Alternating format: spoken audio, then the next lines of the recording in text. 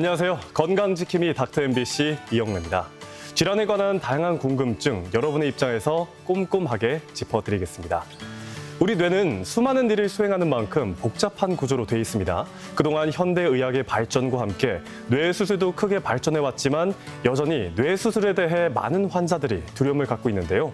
그런데 최근 뇌질환의 새로운 치료 대안으로 감마나이프 방사선 수술이 주목을 받고 있습니다. 무엇보다 전신 마취와 절개 과정이 없고 특별한 통증이 없어 환자들이 편안하게 치료받을 수 있다고 하는데요.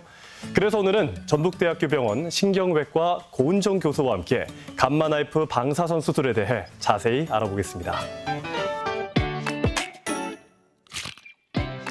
최근 감마나이프 방사선 수술은 암 환자를 위한 필수 치료 방법으로 자리 잡고 있습니다.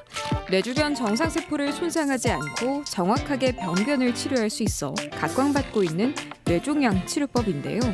그래서 오늘은 신경외과 뇌질환 전문의 고은정 교수와 함께 감마나이프 방사선 수술에 대해 자세히 알아보겠습니다.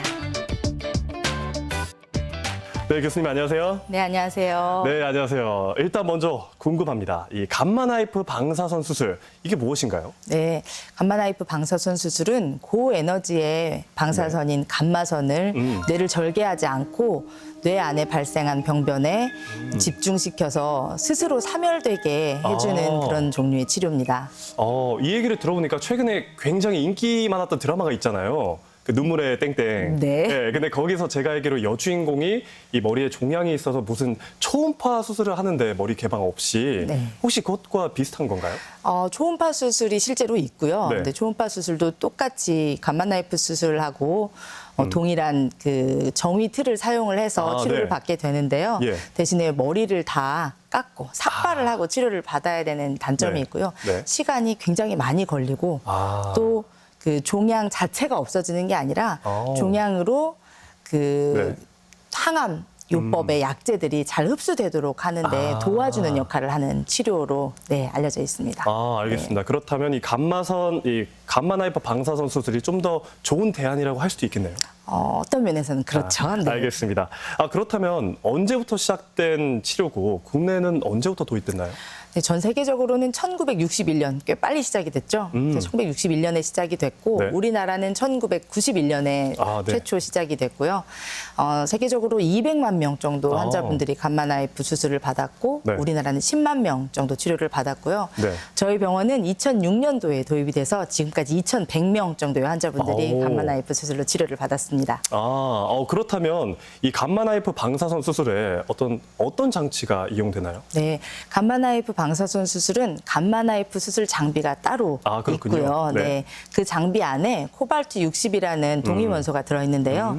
그 동위원소가 니켈 60이라는 원소로 안정화되면서 뿜어내는 고에너지 방사선인 감마선을 192개의 선으로 뽑아내서 환자의 병변에만 집중시켜주는 그런 역할을 하게 됩니다. 네. 그리고 그 장비를 가지고 정확한 병소를 타겟팅을 해야 되기 때문에 좌표를 만들어내는 일이 굉장히 중요한데요. 네. 그 좌표가 흔들리지 않고 또 정확하게 유지되도록 하기 위해서 정위 틀을 사용을 하고 치료가 시작이 됩니다.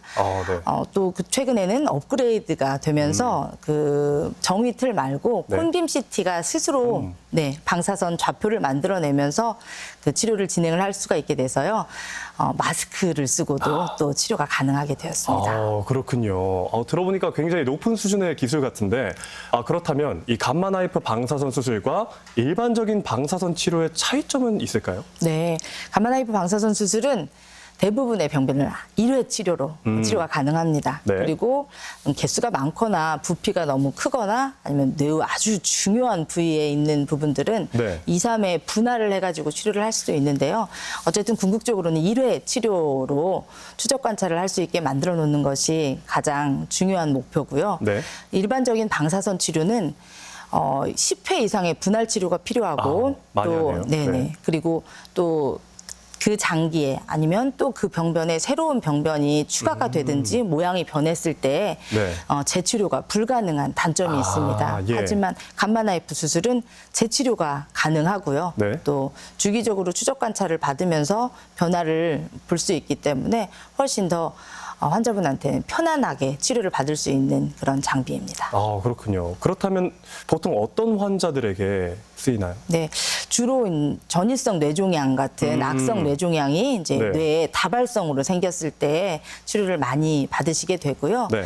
그리고 뭐 숨골이라든지 시신경, 언어중추, 운동신경중추에 인접한 부위에 발생해 있는 뇌수막종이나 청신경초종이나 네. 여러 가지 양성 종양들, 그런 종양들에도 감마나이프 방사선 수술이 이용이 됩니다. 그리고 이제 선천성 혈관 기형 중에 뇌동정맥 기형이라는 혈관 기형이 있고요. 후천성으로 발생하는 기형 중에 뇌동정맥 루라고 하는 네. 그런 혈관 이상 증상이 있는데요. 그런 질환도 치료가 가능하고요. 특히 이제 그 뇌동정맥 루 중에 눈 쪽으로 이렇게 그 혈류가 열려서 네. 안구가 붓고 또 결막부종이 생기고 막 안구가 돌출이 되고 통증이 심하고 나중에는 시신경에 문제가 생겨서 실명까지도 할 수 있는 그런 예. 질환들도 감마나이프 방사선 수술로 치료가 가능합니다. 아우, 그렇군요. 네. 그러면 이 환자들이 가장 걱정되는 것 중 하나가 이 안전한가일 텐데 이 감마선이 통과하는 정상 뇌조직이나 이 치료 범위 주변의 뇌조직에는 뭐 다른 영향은 없나요? 네네. 감마선 자체가 조직에 흡수되지 않고 그 모여지는 그 초점성, 그 부분에만 에너지를 주고 예. 소실이 되기 때문에 정상적인 뇌조직에는 영향을 미치지 않고 예. 또 각 기관마다 각 부위마다 안전한 선량이 이미 계산이 되어져 있어서요. 오. 그 선량 안에서 저희가 계획을 세우기 때문에 정상 뇌조직은 염려하지 않으셔도 됩니다. 근데 아까 가장 좀 이 특징이 머리를 개방하지 않고 네. 네, 수술하는 것인데 네. 혹시 그 과정 좀 설명 부탁드려도 될까요? 뭐 설명이나. 네, 예. 제가 그래서 준비를 좀 해왔습니다. 아, 네네. 굉장히 독특한 기구네요. 네. 네. 이거는 이 정위틀은 예전에도 한번 보신 분들도 계실 수도 있는데요. 예. 이 정위틀과 그리고 이제 마스크를 이용해서 두 가지 방법으로 치료를 하시게 되고요. 예. 정위틀을 쓴 경우에는 환자분이 절대로 머리를 흔들 수가 없기 때문에 네. 오히려 더 움직임이 심하거나 이렇게 가만히 있는 것을 어려워하시는 분들은 요 틀을 쓰고 하시는 것이 안전하고요. 네. 그다음에 20분에서 30분 미만의 아주 작은 종양의 또 짧은 치료가 시행이 되는 경우에는 네. 각 환자마다 베개를 만들고 여기에다가 마스크를 맞춘 다음에 예. 머리가 움직이지 않도록 하고 네. 대신에 이런 정위틀에서 쓰는 것 같은 피는 고정하지 않고 편안하게 치료를 받으실 수가 있습니다. 네. 그렇군요. 혹시 두 가지 물론 이용할 때 차이점이 있지만 네네. 조금 더 설명 부탁드려도 될까요? 네. 네네. 두 가지 중에 이제 정위틀을 사용하게 되는 경우에는 아까도 말씀드렸던 것처럼 개수가 여러 개 있거나 네. 환자분이 가만히 계시기가 너무 힘든 경우 그런 네. 때에 시간이 또 많이 걸리는 경우에는 마스크를 쓰고 하는 경우에 조금씩 틀어질 수 있는 부분들이 있을 수 있어서요. 네. 그때는 정위틀을 사용을 하게 되고 마스크는 짧은 시간 그리고 정위틀 자체가 너무나 견디는 그 고통이 조금 처음에 고정을 할 때 네. 필요한데 그거를 좀 견디기 힘드신 분들은 마스크를 치료를 하게 되고요.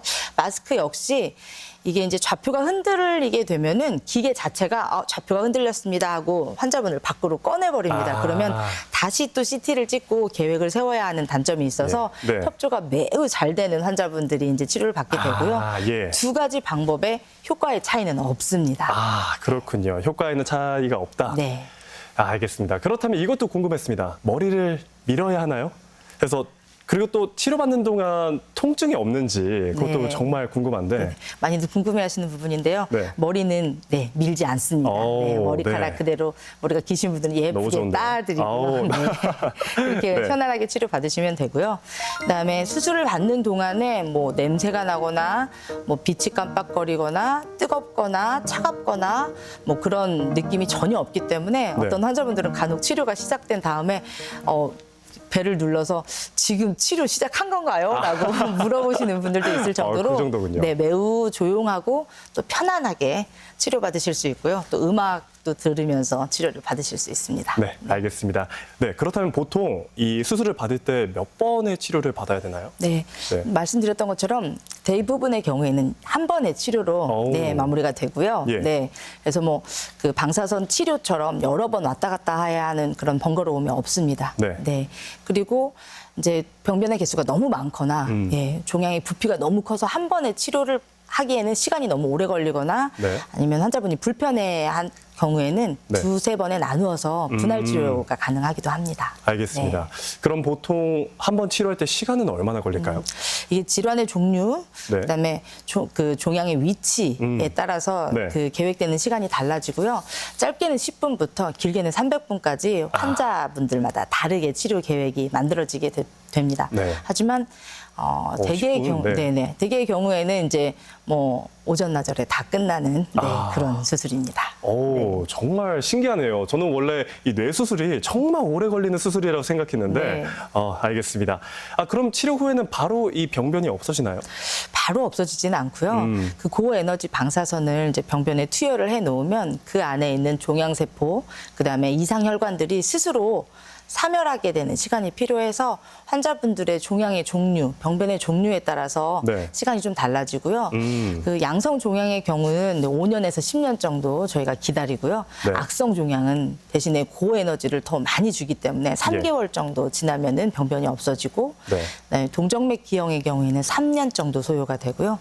동정맥 류 같은 경우에는 1년의 기간이 소요가 됩니다. 그렇군요. 물론 아까 설명해 주시긴 했는데 이 수술 과정에 대해서 조금 더 설명해 주실 수 있을까요? 네. 그 감마나이프 수술을 하기로 이제 계획이 잡히고 또 환자분이 입원을 하시게 되면 처음에 이제 감마나이프실로 바로 내원을 하시게 되는데요. 그쪽에서 정위 틀을 쓰고 쓴 후에 MRI실로 이동을 하고 그리고 MRI실에서 이제 MRI를 또 필요한 MRI들을 찍은 다음에 그다음에 이제 다시 감마나이프실로 오셔서 대기를 하시게 되면은요. 그 찍어진 MRI를 가지고 제가 이제 치료 계획을 세우기 시작을 합니다. 그렇게 해서 한 20-30분 정도 대기를 하시고 나서 치료 계획이 모두 수립이 되면 이제 결국은 환자의 맞춤 치료가 되는 거죠. 그렇게 해서 치료 계획이 수립이 되면 이제 감마나이프 방사선 수술기로 치료 정보가 넘어가게 되고요. 그때 이제 환자분이 감마나이프 치료기에 누워서 이제 치료를 시행을 받게 됩니다. 근데 이제 마스크를 사용해서 치료를 하는 경우에는요. 만약에 입원해 계신 환자분이나 하루 좀 먼저 와서 입원을 하실 수 있는 분은 전날 저녁에 저희가 MRI를 촬영을 해두고요. 다음날 이제 감마나이프실로 오시게 되거나 아니면 이제 당일 아침에 이제 감마나이프실로 오셔서 미리 찍어진 사진을 가지고 제가 이제 미리 컴퓨터에 올려놓고 그 사이에 치료 계획을 세우고 치료 계획을 세우는 동안에 이제 마스크를 제작을 해서 환자분이 마스크가 완전히 굳어진 다음에 이제 그 시간도 한 20-30분이 소요가 되는데요. 그 20-30분의 시간 동안에 치료 계획 세워진 거를 다시 감마나이프 수술기로 옮겨서 이제 치료를 받게 됩니다. 그렇군요. 그럼 수술 과정은 혹시 레이저를 특정 부위에 좀 쏘는 느낌일까요? 전혀 느낌은 없고요. 네네네. 통증이 없다 하셨으니까. 그래서 이제 어떤 분들은 이거 지금 감마나이프 선이 내 머리 안에 들어가면 거기에서 지져지면서 연기가 나지 않냐라고 물어보시는 분도 계시는데요. 전혀 그럴 염려는 없고요. 고에너지를 모아주는 치료고 스스로 사멸하게 되는 과정을 겪게 해주는 치료이기 때문에요. 시간을 만들어내는 치료인 것 같습니다. 알겠습니다. 그럼 혹시 이 치료를 받을 수 있는 적정 연령대가 있나요? 네, 일단은 아직 뇌가 미성숙한 경우에는 이제 방사선에 아무리 조금을 줘도 영향을 받을 수 있어서요. 저희가 8살 이상부터 치료를 시행을 하고 있고요. 그 상한은 없습니다. 협조만 잘 되면. 그렇군요. 가장 연령이 높으셨던 분이 86세 환자분이셨고요. 너무나 명료하게 저희랑 협조를 잘 해주셔서요. 치료를 잘 마무리할 수 있었습니다. 알겠습니다. 그리고 또 많은 분들이 나이가 좀 들면서 요즘 또 이 뇌졸중에 대해서 걱정이 많잖아요. 혹시 그것과는 관련 없나요? 뇌졸중하고는 관련은 없고요. 뇌졸중은 대부분 혈관이 막히거나 갑작스럽게 아니면 혈관이 터지는 그런 이제 질환인데요. 이거는 이거는 이제 그 뇌 혈관 기형이 선천적으로 만들어진 동정맥 기형이거나 아니면 후천적으로 만들어진 뇌 동정맥 류는 물론 이제 그냥 놔두면 뇌출혈이 생길 수는 네. 있기는 하지만 처음에 이렇게 안구 부종이라든지 결막 부종이 생길 수도 있고요. 또 이렇게 이명이 생겨가지고 이비인후과에서 진료를 받으시다가 우연히 MRI를 찍었더니 그쪽에 동정맥 류가 발견이 되어서 가마나이프 치료를 받게 되시는 분들도 있기는 합니다. 하지만 네. 뇌졸중과의 관련은 없습니다. 아, 알겠습니다. 그렇다면 제가 궁금한 게 이 감마나이프 이 방사선 수술이 도입되기 전에는 혹시 어떤 치료가 있었나요? 네, 그때는 열었죠. 아, 그렇군요. 예, 그때는 열었군요. 뇌종양의 경우에는 이제 정말 뇌 기저부 또 숨골 주변에 있는 그런 뇌종양들은 뭐 1박 2일 수술이 필요한 경우도 있었고요. 예. 그다음에 뇌혈관 기형의 경우에는 이제 머리를 열어서 혈관 기형을 제거하는 방법도 있었고 네. 또 혈관 내 시술로 해서 요새 이제 동맥류 수술을 대부분 머리를 열지 않고 그것도 혈관 안에서 이제 수술을 하게 되는데요. 네. 그런 방법으로 치료를 했었는데 그것보다도 더 덜 침습적인 방법이고 이게 갑자기 이제 그 혈류 변화가 발생하지 않고 시간의 흐름에 따라서 점점 뇌가 적응하는 시간을 벌어주면서 병변이 소실이 되기 때문에 오히려 더 환자분한테 안전한 치료 방법이 되겠습니다. 아, 그렇군요. 얘기를 들을수록 정말 대단한 수술이구나 생각이 드는데 기억에 남는 이 사례가 있을까요? 환자 중에? 아, 네. 조금 전에 말씀드렸던 8살이라고 하니까 버뜩 생각이 났는데요. 네네. 9살짜리 소녀였는데요. 예. 그 아이는 이제 동정맥 기형이 있어서 네. 수술을 받게 됐습니다. 근데 그 자를 씌우는 동안에 왜 나한테만 이렇게 아프게 하냐고 예. 너무너무 많이 울었던 아이가 있었는데 네. 2년 뒤에 사진 찍어보니까 깨끗하게 없어진 걸 보고 네. 엄마랑 아이가 너무너무 행복해했던 그 아이가 기억에 남습니다. 아, 네. 물론 그 아이가 그 순간엔 조금 고통스러웠겠지만 앞으로는 정말 이제 좋은 해결법이 됐다는 거 알겠습니다. 좀 중간에 제가 추가 질문을 드리고 싶은데 네. 이런 좀 뇌 관련 질병들을 좀 예방할 수 있는 좋은 방법이 뭐가 있을까요? 글쎄요. 네, 물론 정말 네. 다양하겠지만 네네. 일단은 이제 뇌종양은 뭐 예방 방법은 없기 때문에요. 뭔가 몸에 이상이 있으면 건강검진을 바로바로 해보시는 게 가장 중요하고요. 네.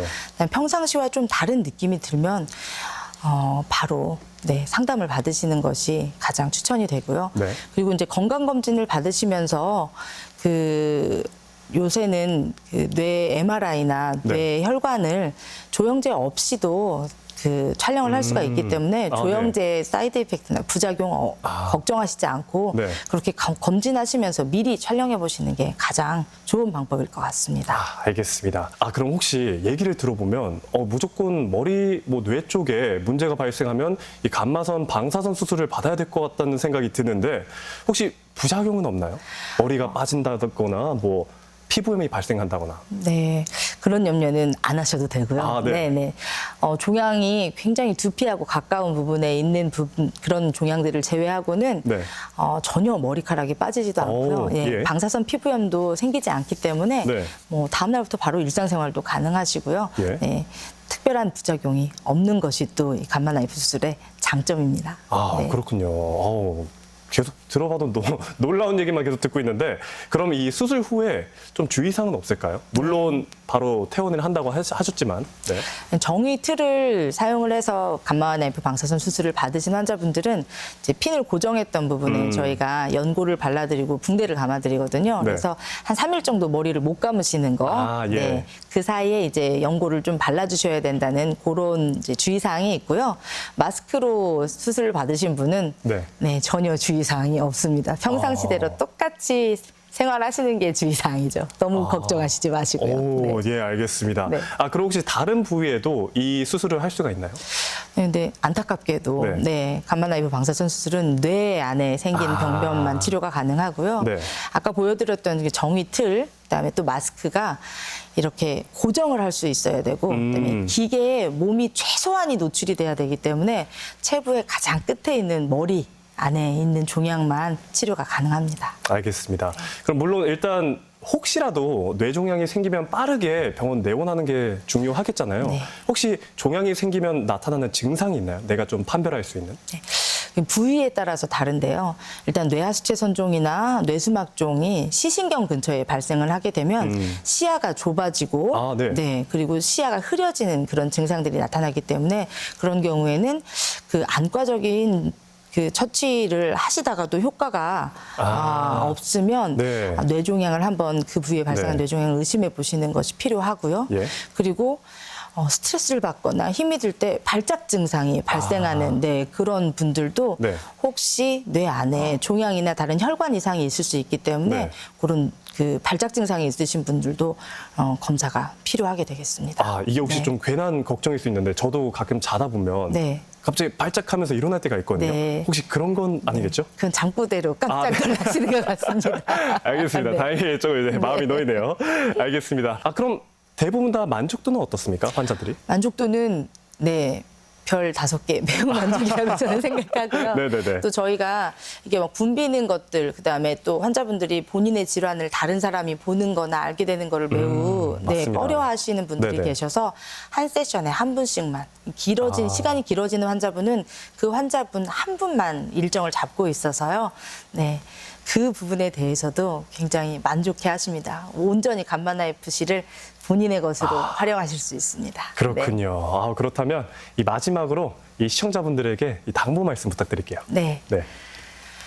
그 뇌종양이나 뇌혈관 질환 때문에 진단을 받은 후에 이게 머리를 열어서 수술을 해야 하나, 내가 곧 죽는 것은 아닌가, 내 몸이 망가지는 것은 아닌가 하고 걱정하고 절망에 빠지시는 환자분들이 많으셨을 텐데요. 이게 감마나이프 수술이라는 치료 방법이 있으니 염려하시지 않으셔도 되겠습니다. 그리고 두 번째로는 이 감마나이프 수술이 지금 말씀드린 것처럼 매우 획기적이고 안전한 수술 방법이기는 하지만 적절한 적응증이 이제 건강보험심사평가원에서 이미 나와 있기 때문에 그 안에 들어있는 적응증에 해당하는 환자분들만 치료를 받으실 수가 있어서 의심이 가는 그런 부분들이 있으시면 신경외과 전문의와 상의하시고 또 상담 받으시고 그렇게 치료 계획을 잡으셔서 각자에게 맞는 치료 방법을 고르시는 것이 중요하겠습니다. 네, 이 시간에는 신경외과 뇌질환 전문의 고은정 교수와 함께 감마나이프 방사선 수술에 대해 알아봤습니다. 교수님 오늘 말씀 고맙습니다. 감사합니다.